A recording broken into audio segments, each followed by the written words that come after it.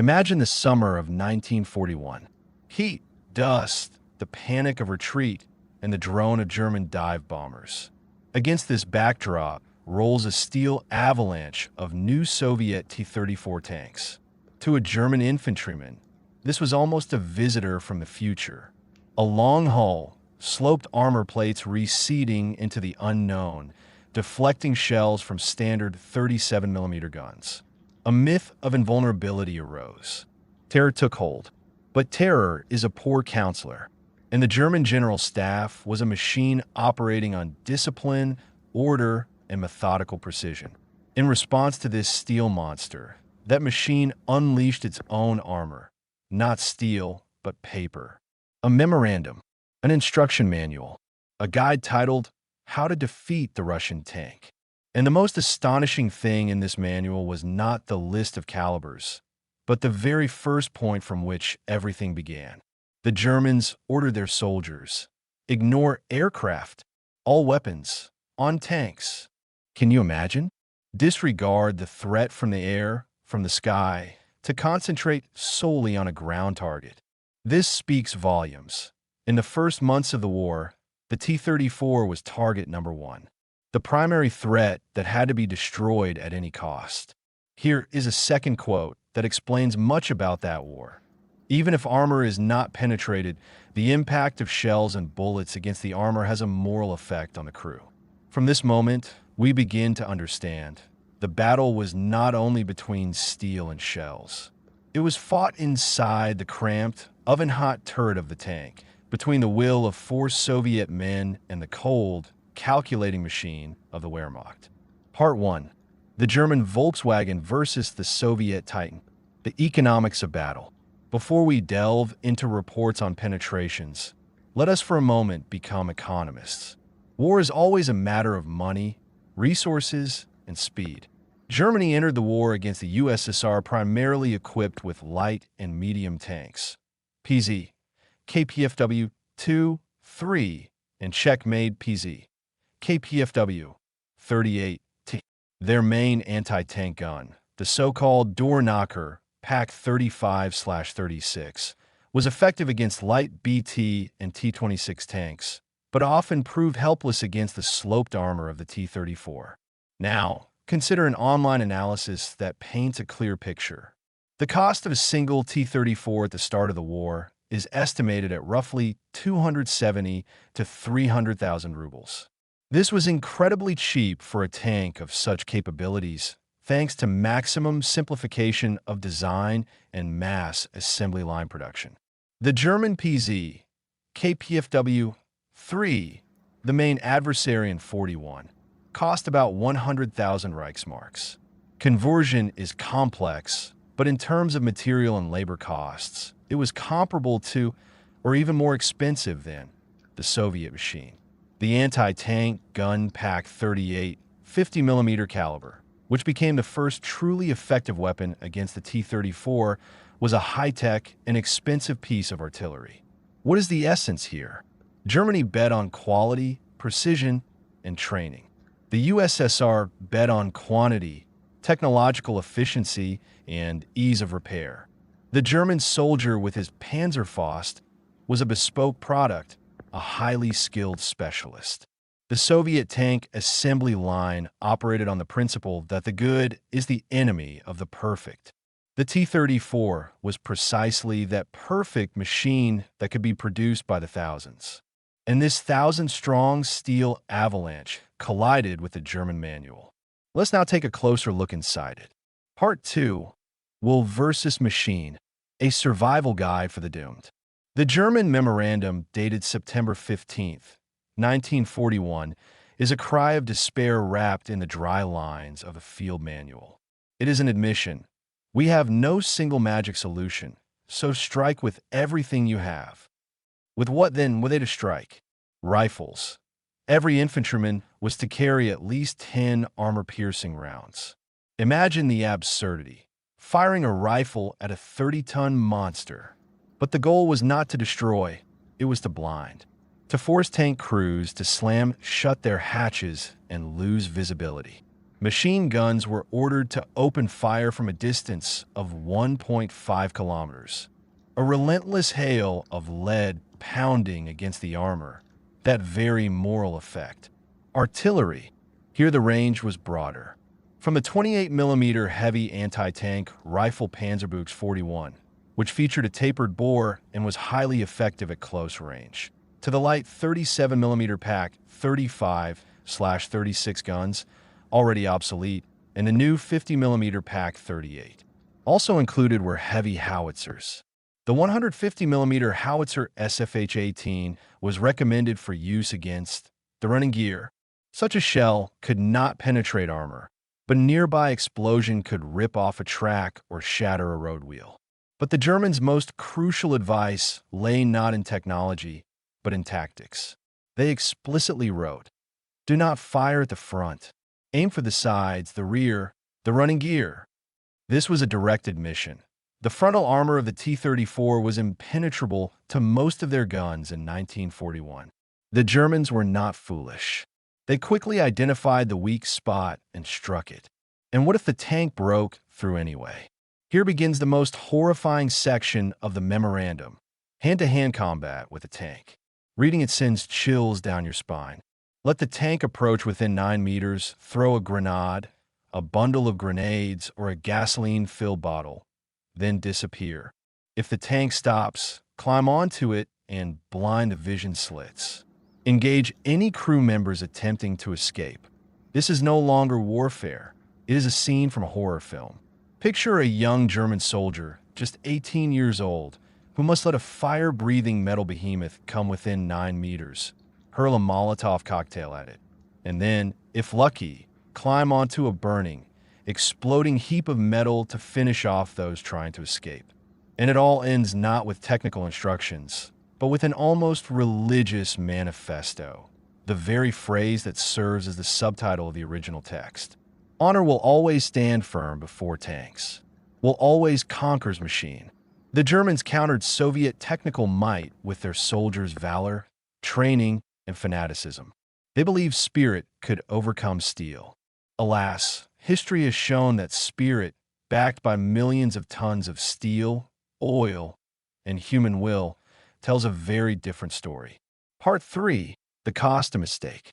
Why T-34s were lost, not only to shells. Now let us move to September, October of 1942. The panic of 41 is gone. The grueling Battle of Stalingrad is underway.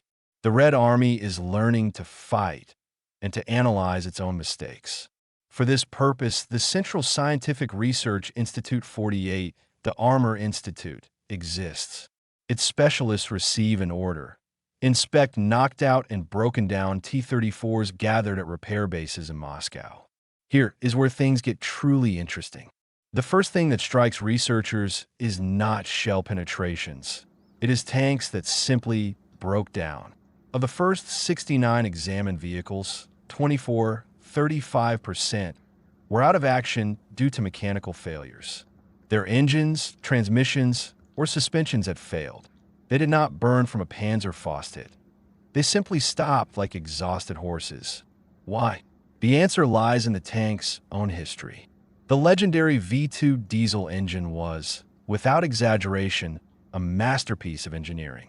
But under conditions of factory evacuations, women and teenagers working at machines, acute shortages of alloying steels, and a lack of skilled assemblers, this engine was raw. Its service life was minuscule. It was as temperamental as an opera diva and demanded perfect maintenance. And what perfect maintenance could exist amid retreats, under bombing raids, and without spare parts? Imagine a crew charging into attack. Suddenly, a crunch in the gearbox, black smoke from the exhaust, and the tank freezes in no man's land, becoming a perfect target. Those 35% were not the fault of the tank crews. They were the price the nation paid for incredible production rates.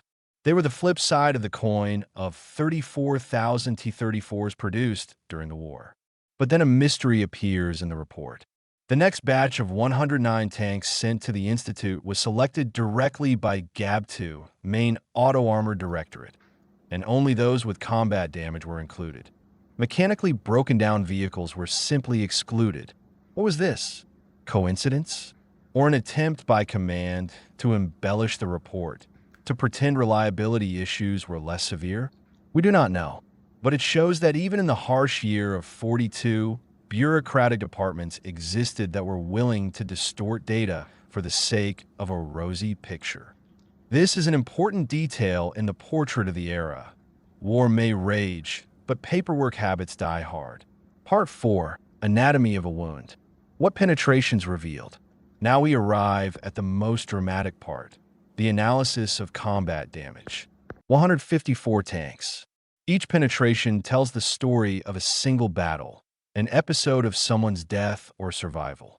The first shocking fact: 81% of all hits struck the hull, not the turret, but the hull itself. Why?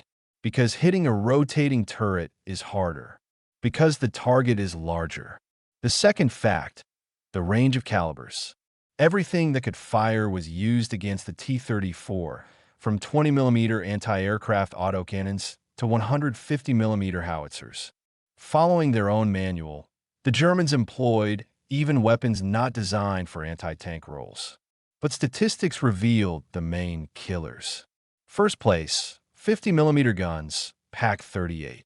These were the most numerous, the standard tool of the German anti-tank gunner from 42 onward. Second place, 75mm guns. These could be Pak 40 guns, PZ.4 tank guns, or later, Tigers. And the rarest but deadliest, 88mm. The legendary ACT anti-aircraft guns that became tank killers. Effectiveness varied. These are the figures to remember. 88mm. 95% of hits meant catastrophe, either total destruction or severe damage. They penetrated clean through at virtually any range. 75mm. 69% of hits were fatal. 50mm. 43%. And what are the remaining hits? A shell struck the armor, left a dent, ricocheted, but did not penetrate. The crew was stunned, blinded by showers of sparks, ears ringing from a deafening clang. But they survived. The tank kept fighting. This was the built-in survivability of the T-34. There was another interesting detail: subcaliber shells. These were like needles. Inside a heavy shell was a thin tungsten core. They left small, neat holes, no larger than 37mm in diameter. Engineers at TSNI-48 noted with surprise, such hits were rare, only 14.7%. Conclusion: in May-July of 42, the Germans faced shortages of this scarce ammunition. Part 5. The report's greatest mystery. Tactical error or blindness. Now, the most crucial conclusion drawn by Soviet engineers, one that may have saved thousands of lives later. 50.5% of all hits struck the tank's sides. Consider this carefully. Every second shell hit the tank from the side. Why? Engineers offered two possible answers, and both were stinging rebukes. Version 1. Poor tactical training. Tank crews entered battle without adequate preparation, unable to maneuver properly, exposing their most vulnerable side to enemy fire. They may not have known or seen the threat. Recall the German manual. Aim for the sides. The Germans knew. Did our tank crews not? This thought is terrifying. Version 2. Even more bitter. The tank crews were blind. The T-34 design of 41-42 was austere. The commander had no dedicated cupola. He served as gunner, loader, and often commander all in one. To look around, he had to press his eye to narrow vision slits in the armor, which offered a pitiful, cross-hatched field of view. In the heat of battle, through smoke, spotting a hidden German anti-tank gunner to the side was nearly impossible. The tank was a magnificent machine, but it was a cramped cell where the crew fought an enemy they could barely see. It was a fortress, but with its loopholes sealed. It was precisely this report, this dry 50.5%, that became, I am convinced, one of the strongest arguments for modernization. In 1943, the T-34 finally received a commander's cupola with proper observation devices. The crew gained sight, and I am certain the number of side hits began to decline. Epilogue. So what truly wins? Will or machine? We began with the German thesis. Will always conquers machine. The German soldier, with his fanatical will and readiness to throw himself under tracks, believed this. But let us look at the war's outcome. Was there no will in the Soviet tanker inside his T-34? His will was encased in steel. His will was fueled not by blind fanaticism, but by the knowledge of what he was defending. His will was the will of an entire people transformed into metal, into shells, into tanks rolling off assembly lines, even under bombardment. German will, individual, disciplined, collided with Soviet will, collective, national, industrial, and lost. The T-34 was not merely a machine. It was a symbol of the price paid for victory. The price of 35% of tanks breaking down on the march. The price of crews perishing because they could not see the enemy on their flank. The price of thousands upon thousands of knocked-out vehicles. But in the end, it was precisely this machine, born from the will of millions, that broke the spine of the most terrifying war machine in human history. So what truly wins? History suggests this answer. Victory belongs to a will capable of creating the right machine at the right moment and filling it with boundless courage. Friends, our story about a single report that changed the course of the war has now come to an end. If this account moved you, if you learned something new, please take 2 simple actions. 1. Subscribe to our channel and hit the bell icon. We will continue uncovering equally astonishing and little-known stories for you. 2. Write in the comments. What do you believe was truly decisive in victory, technology, or the incredible strength of spirit of our soldiers? Your opinion matters greatly to us, for it is in such discussions that truth is born. Write, debate, share your grandparents' memories. Until we meet again on air,